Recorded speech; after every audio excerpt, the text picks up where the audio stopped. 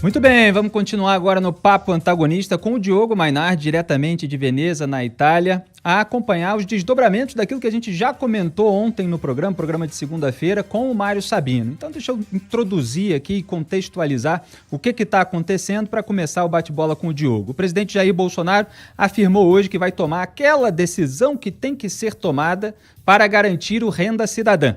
Ele disse que busca uma solução racional, mas que se ela não vier, não vai ficar indeciso. A gente tem a sonora aí do presidente. Pode soltar, produção. E digo mais, eu vou para uma máxima militar, né? Eu quero a solução racional, preciso de ajuda no tocante a isso, conselhos, sugestões. Agora, se não aparecer nada, eu vou tomar aquela decisão que o militar toma. Pior que uma decisão mal tomada é uma indecisão. Eu não vou ficar indeciso. O tempo está correndo, está o tic-tac aí correndo. Está chegando janeiro de 21. Precisamos de alternativa para aproximadamente 20 milhões de pessoas que não vão ter o que comer a partir de janeiro do ano que vem. É esse desafio que eu jogo para a população brasileira. Jair Bolsonaro negou que a proposta do Renda Brasil tenha um viés eleitoreiro e garantiu que não está preocupado, imagine, com 2022. No Twitter, Bolsonaro afirmou: 1. Ao longo da minha vida parlamentar, nunca me preocupei com reeleição. Sempre exerci meu trabalho na convicção de que o voto era consequência dele. 2. Minha crescente popularidade importuna adversários e grande parte da imprensa que rotulam qualquer ação minha como eleitoreira. Se nada faço, sou omisso. Se faço, estou pensando em 2022. Bolsonaro afirmou que a imprensa que tanto apoiou o Fique em Casa agora não apresenta opções de como atender a esses milhões de desassistidos. O presidente não entrou no mérito da pedalada que ele quer dar, de acordo com a análise dos críticos, ao usar recursos do pagamento de precatórios e da educação básica, o Fundeb, para bancar o Renda Cidadã de R$ 270 por beneficiário. Bolsonaro ainda disse, aqui a gente dá todas as alegações presidenciais e depois comenta, aspas, o auxílio emergencial, infelizmente para os demagogos e comunistas, não pode ser para sempre. Fecho aspas. E o anúncio do uso de recursos de precatórios e do Fundeb para o projeto, como a gente mostrou, foi muito criticado. O dólar teve a maior alta desde 20 de maio na segunda-feira e, de acordo com a Globo News, a repercussão das medidas para financiar o novo programa social do governo, batizado de Renda Cidadã, foi tão ruim no mercado financeiro e no mundo político que assessores próximos do presidente Jair Bolsonaro começaram a defender uma mudança no programa. Eu interrompo aqui essas informações a respeito da repercussão para começar o meu papo com o Diogo. Diogo, boa noite em primeiro lugar. Seja bem-vindo mais uma vez no Papo Antagonista, agora com essas participações às terças-feiras. Esse aqui é o meu, né? Esse papo aí?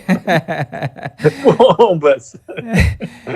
Diogo, essa declaração do Bolsonaro, eu estava até comentando no Twitter, ela me soa como um vitimismo de um mimado no poder, porque quando a pessoa se omite ou ela toma uma decisão errada diante dos problemas do país, isso é sempre ruim. A questão é fazer o certo, com sinceridade e dando o exemplo. E pelo que a gente estava comentando ontem, inclusive no programa, o governo ele não é 100% sincero e ele tenta usar ali manobras, malandragens econômicas. Então, como é que você viu isso tudo? Eu entendo o que você diz, a minha interpretação é ligeiramente diferente. Eu acho que é uma ameaça, na verdade. Ele disse que vai resolver essa questão como um militar. O que faz o militar? O militar explode, o militar bombardeia. O que ele pode explodir? Ele pode explodir o teto de gasto. Nas entrelinhas, a maneira que eu interpreto essa declaração do Bolsonaro é que se não lhe oferecerem uma solução para tirar os 20 milhões de famintos da miséria, ele vai estourar o teto. Ele vai bombardear, explodir o teto. Tic-tac, ele usa a expressão. Exato. Tic-tac são os 20 milhões de famintos no dia 1º de janeiro, mas também é o prenúncio de uma explosão, né? Bum! Explode o teto com a motivação que ele já antecipou de que é para salvar essa montanha de miseráveis da fome, e ele fica mais ou menos bem com todo mundo, e o mercado que se dane, como ele mesmo diz, o mercado tem que ajudar, a imprensa tem que ajudar, ele está pedindo ajuda, ele está pedindo soluções à imprensa. Existe uma dose de desespero, como você disse, mas existe também essa preparação de um discurso para essa eventualidade de ter que derrubar. Ele está pouco se lixando com a forma como vai se dar essa compra de votos. Ele quer que haja uma solução. Ele não quer ficar amarrado. Eu digo que, se isso ocorrer, eu vejo dois problemas. Em primeiro lugar, os 20 milhões de famintos vão se tornar 30 milhões de famintos. 35 milhões de famintos, você sabe-se lá quantos. Em segundo lugar, não é que o Bolsonaro agora está se vendendo, assim como o Paulo Guedes se vendeu no começo do mandato, como um defensor do rigor fiscal, mas é possível que nunca tenha havido um governo tão perdulário quanto este. Nós tivemos um primeiro ano muito ruim em matéria de contas públicas e um segundo ano que é um desastre inédito no mundo. O Brasil vai ter 17% de déficit nominal em relação ao PIB neste ano, 2020. Déficit nominal é despesa menos receita e pagamento de juros, quer dizer, o total, porque a gente tem um déficit primário de 12,5% do PIB e um déficit nominal que deve bater em 17%. É algo que nunca se viu. Então, não tem rigor fiscal, não tem teto que aguente. O teto foi explodido este ano, mas no ano passado as contas já estavam totalmente alopradas. Se ele quisesse o nosso conselho no ano passado, nós teríamos dito que o programa dele na economia, no programa do Paulo Guedes, oferecia algumas soluções de privatizações, de reformas, administrativa, tributária, a PEC emergencial que eles deixaram lá na gaveta, sabe-se lá por quê, por todo esse tempo.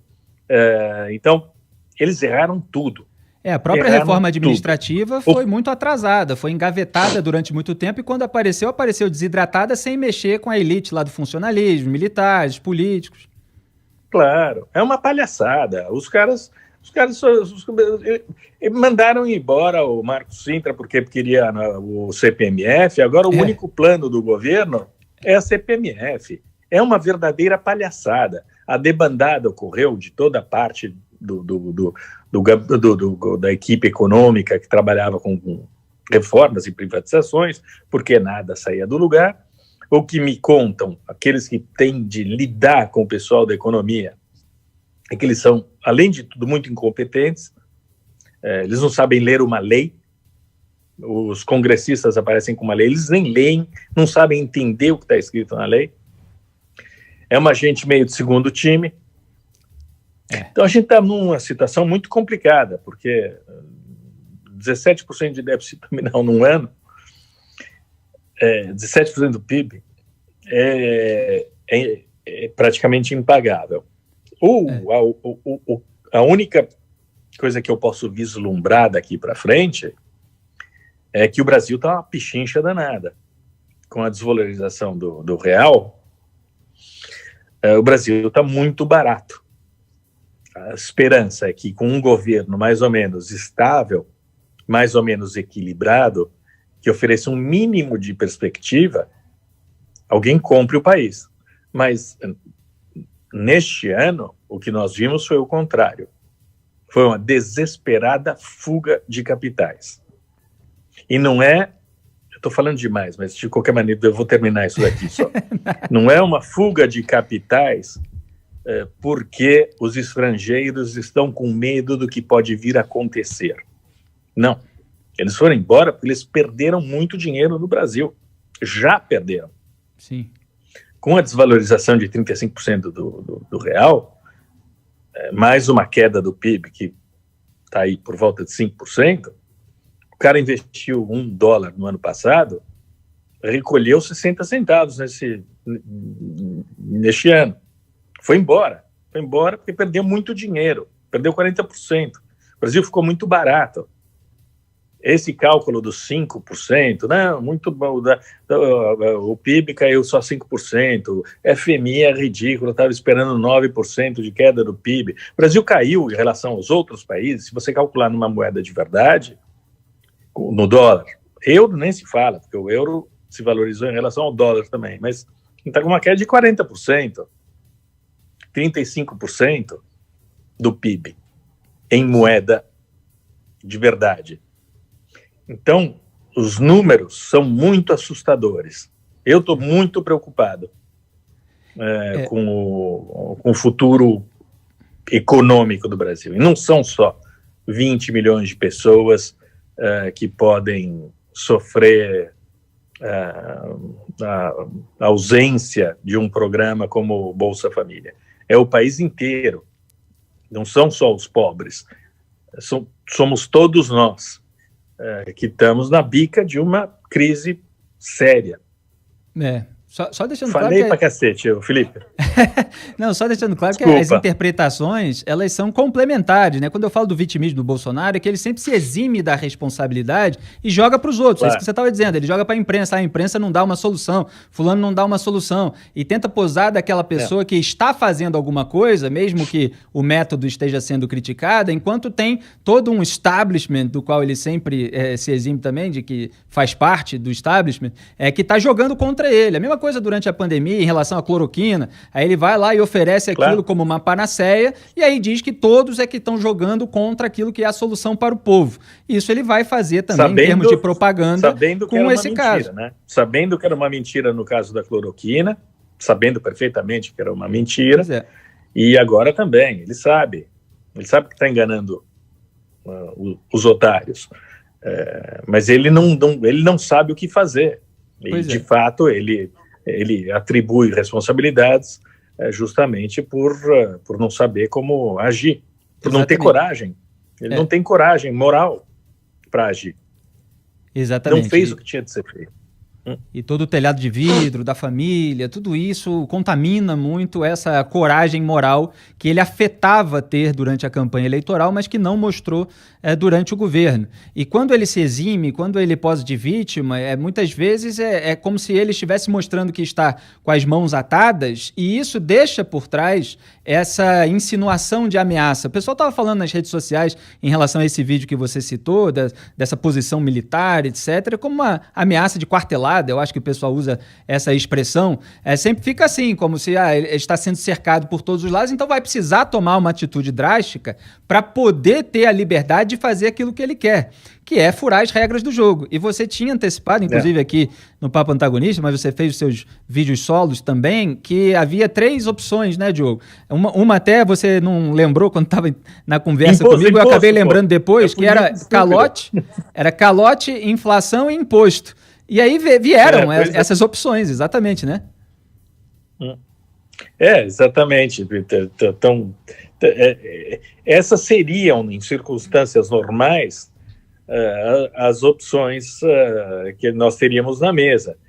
Teria de ser uma combinação entre todas as coisas, corte de gasto, mas o Brasil está muito desorganizado neste momento. É muito difícil pensar numa saída.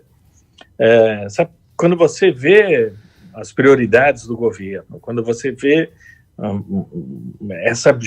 essa gente que nós conhecemos do Centrão dominando essas articulações, tomando a dianteira nessas coletivas, a gente sabe quem eles são, a gente sabe que a prioridade deles neste momento é se safar da Lava Jato. Exato. A gente sabe que o Bolsonaro está no telefone dele esperando a notícia sobre as investigações do Flávio Bolsonaro. Tudo. O Brasil está numa situação muito complicada. Eu entendo também a preocupação com uma quartelada, mas eu acho que ela é uma ameaça para depois. Acho que a ameaça imediata que nós estamos falando agora, em 1º de janeiro de 2021, é um estouro do teto do gasto.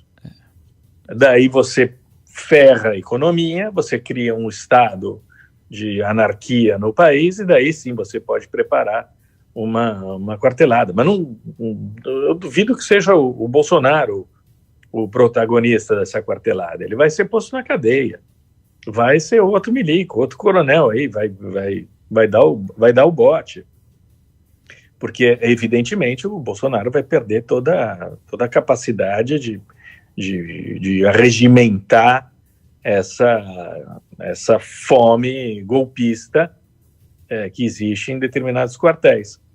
Mas isso sabe, acho que a gente tem que pensar agora no curto prazo. E no curto prazo, a minha preocupação é de uma questão fiscal muito complicada e uma estagflação. A inflação está aumentando, o cenário é depressivo, isso daí não está cheirando bem. Felipe realmente não está cheirando bem. E cujo desgaste ele pode tentar jogar para o Congresso, né? Tentar mostrar que tentou por um lado e aí deixar o Congresso se queimar pelo outro, sempre preocupado também com o discurso de propaganda. Deixa eu só terminar aqui as declarações, a repercussão do caso para o seu último comentário, Diogo. O líder do governo na Câmara dos Deputados, Ricardo Barros, que é um desses do Centrão que o Diogo estava dizendo que a gente conhece muito bem, afirmou que a reação foi totalmente descabida. O Estadão declarou que, sem um acordo, o governo decidiu engavetar a criação da nova CPMF. Com isso, a reforma tributária também teve de ser engavetada, no mínimo até dezembro. E o objetivo da equipe econômica era negociar a criação de um novo imposto sobre transações para bancar a desoneração da folha salarial. O líder do PSL no Senado, Major Olímpio, disse hoje que a votação do veto à desoneração da folha de pagamento para 17 setores da economia até dezembro de 2021 foi adiada de novo. E, por enquanto, a sessão do Congresso prevista para amanhã está marcada. O Olímpio afirmou o seguinte, abro aspas, novamente, adiada a votação do veto da desoneração da folha, uma tremenda irresponsabilidade do governo de não propor nem ter solução, como que se a cada semana que se empurra com a barriga, o problema fosse saindo da frente. Fecho aspas aí, então esse foi o comentário do Major Olímpio e essa é toda a repercussão a respeito do anúncio do governo federal ontem e as suas consequências que a gente vai acompanhar aqui caso a caso em todos os detalhes. Fala, Diogo. Eles não sabem como pagar nada, né? Não sabem como pagar isso daí, não sabem como pagar o renda cidadã, eles não sabem tapar os buracos, porque os buracos estão fundos para danar. A minha preocupação imediata nem é mais com o Bolsonaro. Eu acho que o Bolsonaro vai sambar nessa história, porque o país corre o risco. Não é uma profecia de catástrofe econômica, mas o Brasil corre o risco de entrar numa espiral muito negativa na área econômica, financeira. Aliás, só um parênteses, perdão. Sim. Que você falou que eles não sabem de onde tirar o dinheiro. Vale a pena citar aqui o senador Alessandro Vieira. Ele tuitou o seguinte, informei ao Jair Bolsonaro que a Frente Parlamentar pela Renda Básica está disponível para colaborar na construção do Renda Cidadã. Minha posição pessoal é pela revisão de programas e isenções pouco eficientes e pela majoração dos tributos de bancos e do 1% mais rico da população. Essa foi a declaração dele. Então, ali, os parlamentares que estão buscando alguma alternativa estão dando sugestões de onde possa vir esse dinheiro. Mas não é assim que se faz, não é assim. Política econômica, você tem que programar, você tem que ter gente competente, você tem que ter programação, você tem que ter uma ação prolongada. Por exemplo, a questão dos precatórios. A gente já teve fraude de precatório. É um problema. Está cheio de gente roubando dinheiro dos precatórios. Agora, não é com uma moratória que atinge pessoas que têm direitos adquiridos, uma questão que vai ser judicializada, que vai interromper a economia brasileira, porque vai tudo para o tribunal, e ele tem que começar o presidente da República a negociar com o STF, mais uma negociação. É tudo muito custoso, não é assim que se faz. Você tem que rever os gastos de precatório, por exemplo, mas não é com um corte desse. Você não faz um corte, um calote, né? O Márcio Bittar, que propôs essa esperteza aí, disse, não é um calote, é uma renegociação de dívida. Renegociação, você tem uma negociação, você tem que chegar a algum acordo com alguém. Não Não é uma moratória unilateral em que você diz, eu vou pagar 2%, o resto que se dane, não pago porra nenhuma. Não é assim, né? Isso não é uma renegociação, isso é um calote. Só concluindo, o governo achou que podia engambelar o mercado nessa questão financeira, desviando a verba do Fundeb e empurrando essas dívidas com a barriga para garantir lá o voto dos pobres, que o Bolsonaro sempre chamou de comprar voto, do idiota, inclusive. Bolsonaro usava expressões bastante fortes para se referir ao Bolsa Família. Então o governo achou que podia engambelar o mercado, como engambela aí os otários nas questões políticas, criminais, sanitárias, com toda a sua claque que a gente conhece. E aí não conseguiu, né, Diogo? Só que a conclusão, não sei, até te pergunto, se o governo realmente achava que conseguiria engambelar, se tem algum grau de surpresa do governo real nessa reação, ou se já esperava mesmo, faz parte de alguma estratégia, né? O pessoal sempre diz que acha que tem um xadrez 4D do Bolsonaro por trás. Eu acho que eles estão completamente perdidos. Acho que eles não entendem nada, acho que eles não conseguem mais prever a reação do mercado, mas da população, que o Ricardo Barros vai participar da videoconferência com o Itaú, com a XP, para explicar essa malandragem fiscal, é demais. Tinha que ser ou Paulo Guedes ou alguém do Ministério da Economia. É evidente que você não pode delegar esse tipo de coisa para um deputado do Centrão. Não dá. Você tira a credibilidade do Ministério da Economia, você deixa ainda mais impotente, prejudica o mercado. Você, sabe, mercado, você pode nem ver a bolsa caindo tanto quanto poderia cair, porque tem as pessoas desesperadas, porque a renda fixa não dá mais nada, então tem 3 milhões de pessoas na bolsa de valores, mas os estrangeiros, por exemplo, foram embora. Os juros baixíssimos, agora você vê os juros futuros, estão lá em cima. O risco país subiu para danar ontem. Então, há vários indicadores, vários sinais de que a economia está muito desarranjada, mas eles ainda acham que dá para enganar de um lado ou do outro. Não dá. A economia não funciona desse jeito. O buraco vem mais à frente. Exato. Assim como quando você, por exemplo, faz uma moratória, faz um calote. Essa dívida explodiria no próximo governo, ou daqui a menos tempo, 3 anos, 4 anos. Você adia o pagamento, posterga o pagamento dos precatórios, mas eles ficam lá, rendendo, correção monetária. Alguém tem que pagar, ou você dá mais um calote. Não tem outro caminho. É isso aí. Esse episódio foi muito ilustrativo, que a turma da grana, a turma do mercado, empresários, eles muitas vezes, a gente até critica uma parcela deles como complacente com questões morais, na verdade com imoralidades, eventualmente com ilicitudes de políticos, sempre mais preocupados assim com a previsibilidade do cenário econômico, mas a turma da grana, quando envolve a grana direta deles, eles reagem, eles percebem o jogo e não caem no truque, né? Então, Diogo, muitíssimo obrigado. As pessoas com quem eu converso, última coisa, as pessoas com quem eu converso estão muito preocupadas.